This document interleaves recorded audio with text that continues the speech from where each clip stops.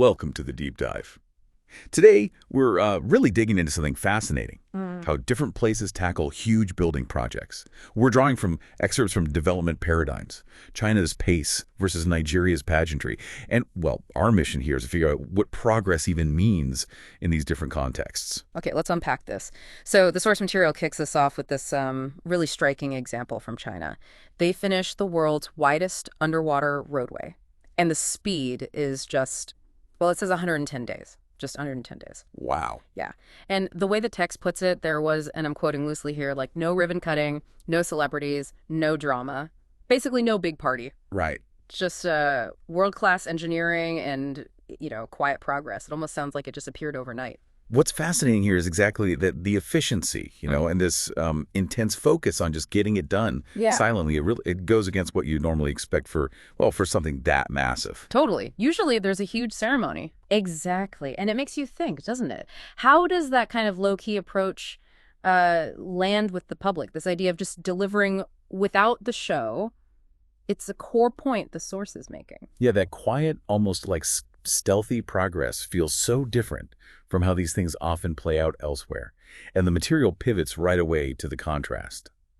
Nigeria's coastal highway project.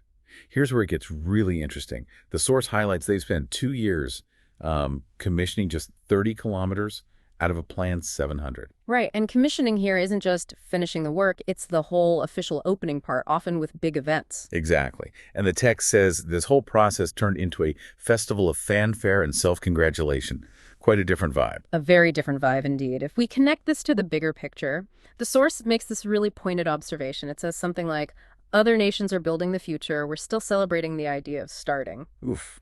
That's quite direct. It is. It really hammers home what the analysis sees as this fundamental difference in where the priority lies. China's approach, as presented, seems geared towards, long-term industrial goals, immediate use, whereas the Nigerian example, according to the source, looks more focused on the sort of political splash, the PR around just beginning something rather than the rapid completion. So it's painting these two, like, completely opposite philosophies. Mm-hmm. But does the source go deeper into the consequences? Like, what are the trade-offs here? That's a really good question. The source doesn't spell out, say, the risks of China's super fast approach explicitly, but you can infer, perhaps, that it needs immense top-down control, maybe less public consultation. It's a different way of operating. Okay. But for the Nigerian example, the text is clearer about the risk projects getting bogged down in politics, where the launch party becomes, well, more important than the actual road. The implication from the source seems to be that this focus difference really affects whether a nation actually moves forward, genuinely improves things for people. It suggests that celebrating starting points all the time might, ironically, just slow down the real progress. So what does this all mean for you listening in? Well, these contrasting styles, highlighted by the source, they obviously have huge implications for where a country is heading long term. And, for the daily lives of citizens, too.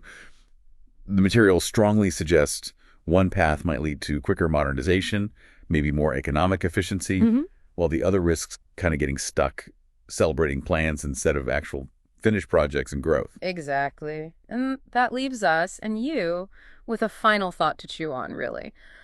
When we talk about progress, development, the source forces us to ask, is it about the quiet speed, the relentless building, the stuff you can actually see and use? Or is it more about the big show, the unveiling, the perception it creates?